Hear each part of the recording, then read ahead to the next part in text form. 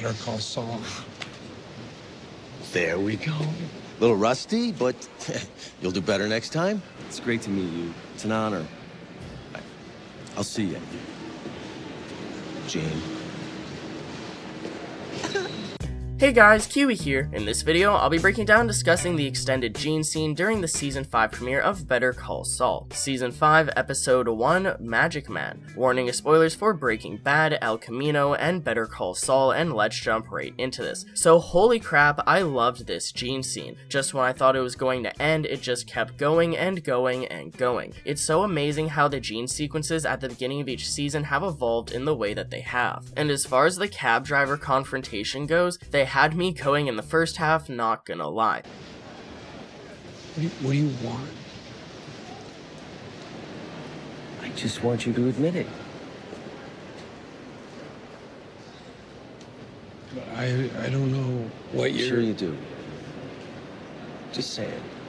We'll get to that in just a moment. There's just so much to unravel. I do want to just jump to the chase, but honestly, let's start from the beginning of episode 501 and go through the season 5 Gene scene in chronological order. So it starts out right where season 4 Gene left off, with Gene getting out of the cab car after getting sketched out that the cab driver recognized him due to the obvious glare along with the Albuquerque air freshener. Again, not to get ahead of myself, but I just love how we actually got an answer for if the cab driver recognized him, along with how much Gene's paranoia is his downfall compared to how much is legitimate. After Gene exits the cab, he goes back to the mall to get his car. His car is the only vehicle in the empty parking lot, and it doesn't look like there are any cops around waiting for him, but at this point he's so paranoid that anything's a possibility. He immediately goes home and sees that his house is empty with no one there waiting for him. The first thing that he does is once he closes the door, he checks on his diamonds that he has hid in the same box as all of his stuff that he's kept from his previous lives, Jimmy and Saul. This is a huge reveal. I've been wondering what Gene was keeping in the band-aid box, if anything. It's just great how it was staring us in the face since season 1, and it's great to have him whip it out now. This is the same box that he grabbed through the hole in the wall that he made in his office from the Breaking Bad flash forward in Better Call Saul episode 405. Also, the band-aid box is the same one that he hid coins in it from his dad's corner store when he was young. We saw that in Better Call Saul during a flashback with Marco, and the luggage that we see him throw away to get to the box is the same luggage that he brought to Ed the Disappearer in Breaking Bad when he disappeared in the first place. Anyways, back to the Gene scene. He changes the license plate on his car to Missouri, and then Gene hits the road using a police radio, a CB scanner I believe, to try and detect if the police are talking about him at all. Looks like Gene has picked up a few tips and tricks from Mike throughout the years. Gene is trying to see if he's made any noise at all, literally. He ends up skipping town and driving to a nearby state. We can see him sitting in a diner in front of a cold breakfast reading a newspaper, and the waitress walks up to him insisting to reheat his meal for him or to get something else, but he says that it's fine, settling with a refill on the coffee. He may just be off-put by the whole paranoid situation that he's in, just buying food to pass the time, but feeling too uncomfortable to actually eat it. But when he looks at the clock on the wall, the time is 12:18 p.m., referencing the numbers 12:18 that he switched on Chuck with the whole Kim and Mesa Verde thing back in season 2. I'm not sure if Gene realizes this as well, and that's also what's bothering him on top of everything else, or if that's just an Easter egg for the audience. It does make sense that he'd look at the clock, think 12:18, and get reminded of Chuck. So Gene calls into his work at the Cinnabon on a payphone outside of the diner. He says that he's okay, but he'll need to take a few days off. He also tries to casually ask if people have been looking for him or asking around for him, but gets a solid negative. He gives an excuse as to why, saying that there's an insurance salesman looking for him, but this is confirmation to him that no one has gone looking for him at his job or in his town, cops or otherwise. So Gene stakes out his house with a police radio and then finally walks in. He stays home, sketched out, listening to the police to see if they're talking about him or anything that might sound like him, but finally he goes back to work. And as Gene returns to work trying to fit back into his quiet life, we get another Cinnabon montage to the famous song Welcome to My World. They used this song for the season 5 trailer. We broke it down lyric by lyric, and I'm happy to see it in the actual episode. I was honestly so so happy and excited and just hyped in general when I heard the song, because not only had we discussed it, but it's just because it's a great song in general, and I'm glad that it's actually canon in the series and not just a trailer song. Also, it's worth noting that an Apple commercial played during the original airing of this episode. I'm not sponsored, but it included a mocked up version of this song as well. They had to shorten the song and it kind of sounded weird being all chopped up for that 30-second commercial time, but it was interesting that they put that commercial on the same time as this episode. I wonder if that was planned. Now, the commercial went on to play just on AMC in general afterwards during future episodes and also during The Walking Dead as well, so I don't think it was just for this episode, but I wonder if it was planned to play specifically during the commercial slot after the Gene scene. And I mean, well, I guess it worked because I'm talking about it, right? But anyways, back to Gene. Gene is welcoming himself back into his world at Cinnabon, and honestly, I could do just an entire video comparing the lyrics to the song as a metaphor to Gene's life or just the show in general, but if you listen to the lyrics, everything's pretty straightforward, so let's just skim through it quick. Welcome to my world, won't you come on in? Miracles, I guess, still happen now and then. Step into my heart, leave your cares behind. Welcome to my world, made with you in mind. It was so hard to not sing that just now, you have no idea, but I'll spare you the cringe. And honestly, I'd just play the song, but I'd get copyrighted, so you'll have to deal with that, I'm sorry. Anyways, welcome to my world, as in welcome to Gene's world, hiding as a Cinnabon manager. Miracles, I guess, still happen now and then. It's a miracle that Saul is even successfully hiding as Gene. Leave your cares behind. Gene is leaving his past 2 lives behind, also referenced in the season 4 Gene song, My Echo, My Shadow and Me by the Ink Spots. Finally, Gene's world, living in Nebraska, working at Cinnabon, was specifically made for him. I always love these Gene opener songs. It's so interesting how they give the Gene scenes a old-timey feel with the old 50s and 60s music, along with the black and white filter, although it's technically far in the future after the events of Better Call Saul and Breaking Bad. Up until El Camino, Gene was the only post-Breaking Bad that we had, and yet I feel such a retro Fallout New Vegas vibe from it. I love it. And I feel like this is also a metaphor for the way that Gene is just dealing with his life.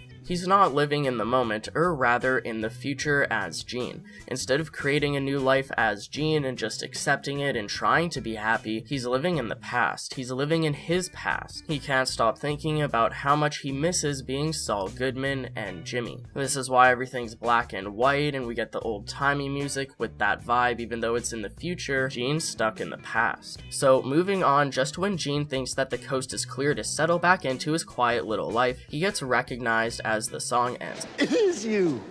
I thought it was you. I wasn't all the way sure, but now that I'm seeing you up close, sure. It's you.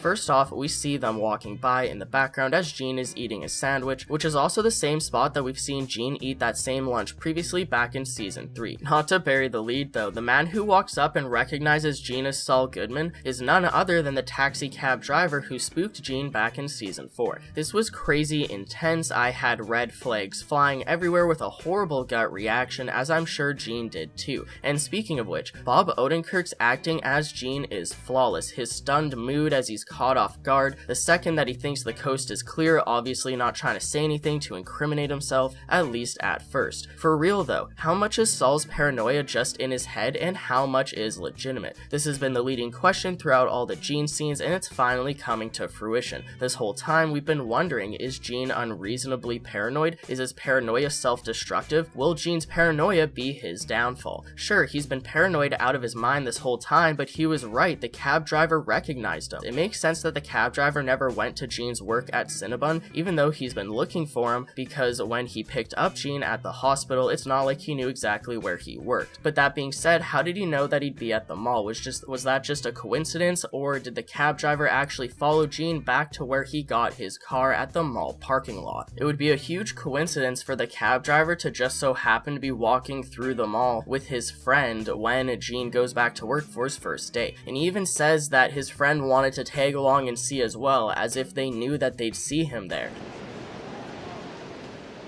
Don't worry about him, he's cool. He just wanted to come along. I wonder if the cab driver's been going there with his friend almost every single workday to try and find Gene, and if that's the case, how does he know that he works at the mall? Not Cinnabon specifically, but just the mall in general. Again, it would have to be because he might have followed Gene back to the mall when Gene got his car in that empty parking lot. I say this because the cab driver picked him up at the hospital and he wasn't wearing his Cinnabon uniform, so it's not like the cab driver knew that he worked at Cinnabon or that he was even at the mall. Also, think about the time that the cab driver appears in both season 4 and season 5. In season 4, the cab driver shows up right after Gene thinks that the coast is clear and that he's safe from the authorities and from almost getting caught with his social security number at the hospital. And then again in season 5, the cab driver shows up once more right after Gene thinks that the coast is clear after wondering if the police are going to come after him. It's just such a subtle connection that the cab driver always shows up to spook him right after he thinks that the coast is clear from trying to dodge the police and the authorities and lay low. Now back to the cab driver confrontation. At first I thought 100% it was a police bus, considering the cops sitting behind him, which actually turned out to be a completely unrelated coincidence. Again, tapping into Gene's paranoia even more so, especially in a moment like this. Even though he's already discovered, he's looking around thinking of worst case scenarios, and I was too. The obvious camera angle panning from first the cops in the background over to the cab driver's friend looking like the friend might be an undercover cop himself. Now, spoiler alert, we know that nothing ends up happening, with the cab driver just walking away after hassling him to say Saul's catchphrase. But at first I thought that the man questioning him was probably an undercover cop wearing a wire, and the fact that there were cops sitting behind him almost waiting for an arrest made it even more obvious. Also, it's known for cops to have a partner, right? So the cab driver having his friend there possibly to assist in a hypothetical arrest just made the situation even more tense. The possibility was also running through my head that it was someone from a cartel or a gang, and that his friend might have been hiding a small pistol in his jacket pocket the same way that Jesse Pinkman did during the El Camino final standoff. It is possible that they're from the cartel and that their cab service is something that they're laundering money through. Anytime you need me, you just call up Omaha United Cabs. You ask for me. They'll find me no matter where I'm at. Never more than 5 minutes away. It's also possible that they could just be random criminals trying to get Heisenberg's fortune, just like the antagonist during El Camino trying to get the money from Todd's apartment. Gene has all those diamonds, and he has the money to pay Ed the Disappear for a second disappearance, which was double the first time, so Gene is loaded from his previous lives, and that's definitely something that a criminal could be after. Anyways, I was getting tripped up in Saul's paranoia, and I loved this scene. I was along for the ride, eating up every moment of it. So Gene did get recognized as Saul, but it turns out to actually be a civilian, at least that's what we think, and the cops in the background were a coincidence. It makes sense that the cab driver returned. After all, he is a recognizable actor, and the fact that they chose to cast him caused theories for his return since season 4, and well, those theories were correct. They probably casted the cab driver for his role in season 4, knowing that he'd play a major role in Gene's story for the seasons to come, season 5, and also probably season 6 as well. We've already discussed Gene's paranoia a bunch in a season 4 video that you can also check out afterwards. I have an entire Better Call Saul Gene playlist I've put together on the channel, and we'll be discussing Gene's paranoia being his downfall more in the future. So the cab driver gets Gene to say the catchphrase Better Call Saul in a very uncomfortable way. I really don't know what. Come on, come on. Come on, man. Say it. First off, he explains himself as someone from Albuquerque and then hassles Gene to say the line. He gets Gene to repeat the line over and over again, as if he's trying to get Gene to incriminate himself further and also speak more clearly into this hypothetical wire that he might be wearing. But also, what's so uncomfortable is the fact that he says to Gene that, oh, he'll get it better next time, as if he has something else in store for him and that he's planning on getting him to say it again at some point in the future. What does he have in store for him? Little rusty, but you'll do better next time. I'll see you, Gene.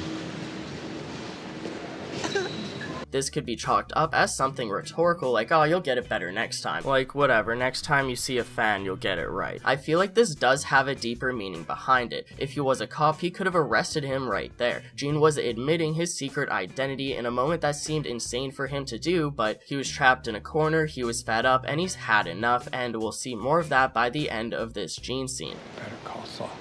What? I can't even hear that. Better Call Saul. Once again, and do the point. Better Call Saul. There we go. So he says his line, expecting to be arrested or taken to the cartel or something, but the man just walks away. I'd also like to take a moment to compare the cab driver to being similar to Chuck. The cab driver is talking loudly over a soft Gene voice, similar to Chuck's final conversation with Jimmy when Chuck is talking over Jimmy's whimpering. Also, the cab driver telling Gene to admit it is similar to Chuck telling Jimmy to admit the numbers. Now, moving on to the final climax of the season 5 Gene scene, when Gene calls Ed the disappear, because as if the cab driver situation wasn't already intense enough, right? So at this point, I can't even really call it a Gene scene anymore. I know it's a cold opening to an episode and they can be different lengths, it's just that I'm so used to only getting like 1 or 2 pieces of information per season from the Gene scenes, and season 5 Gene has just been, there's been so much crammed into it, I feel overwhelmed in just the most exciting way, and that's also why it took a while for me to actually concisely do this video. Anyways, so Gene calls Ed and gives the secret passcode to get into the vacuum repairman's real business, the disappearing service. It's also interesting to note that Gene doesn't stutter his order to Ed at all to get into his secret business, unlike Jesse and El Camino, who couldn't remember the line worth a damn. Best quality vacuum, how may I help you? Yeah, I need an adapter for a Hoover Max Extract Pressure Pro Model 60. I'm looking for a Hoover Max. Pressure Max, max pressure, Hoover, or maybe it's a Pro Max. Got like a filter. Hoover products are right over there on the wall behind you. Look, I don't remember the exact password. All right, but it was a vacuum thing. When Gene calls Ed the disappear, I believe that Ed's number is the same number that he recites from the card that he was looking at when he dumped out the diamonds earlier. 5, 5, 5, 5.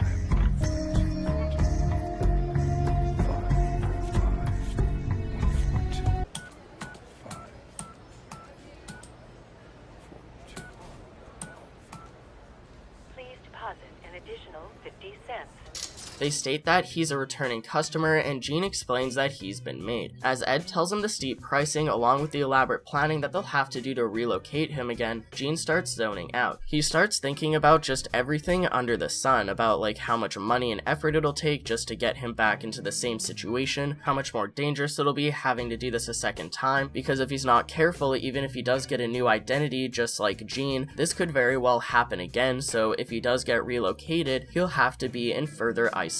Jimmy, or Saul, is already sad, lonely, and depressed as Gene. He doesn't want to have to take a step further in isolation. As he's zoning out to Ed giving him the details, he cancels his order with Ed and says that he'll take care of it himself, putting matters into his own hand. This is where the season 5 Gene scene ends, and I'm so incredibly hyped for Gene's season 6. Now, a little bit of behind the scenes for Gene's conversation with Ed the disappear. They actually filmed Ed's side of the conversation at the same time as filming the El Camino movie. Sadly, Robert Forster passed away when El Camino was released, so he never actually saw episode 501 air. Now, it is still possible for them to allude to his character in the future, but I'll mention that in a future prediction video. In my next Gene video, I'll be discussing Gene's future story arc as we predict what we'll see from him in the final season, season 6, with the rest of the show coming to a close. Also, I'd like to look back on all the previous Gene scenes throughout the previous seasons, and do one video per Gene scene season, starting with season 1 through season 4. Obviously, this video is already season 5, but once all the other Gene videos are completed, I will update my Better Call Saul Gene playlist on the channel to include all of them, so if you're watching this video in the future, feel free to check out those as well. Now, preferably I'd like to do 3 to 4 videos a week with 1 to 2 days in between, but it varies depending on the length of the video that I'm working on. This video in particular took a long time to put together, but other videos that are only like 4 to 7 minutes long, I could shoot out in a single day, so keep that in mind, and I hope you enjoyed the video. Anyways, I'd appreciate a like on the video if you've enjoyed anything that I've said today. It's always a great way to show support, and if you're new here, just haven't yet already, please subscribe and hit that bell notification thing for updates on whenever I do post new content on Better Call Saul. As always, I thank you guys all so much for watching, and until next time, I'll talk to you guys later. Peace out! To be clear, you are not going forward with this. I'm gonna fix it myself.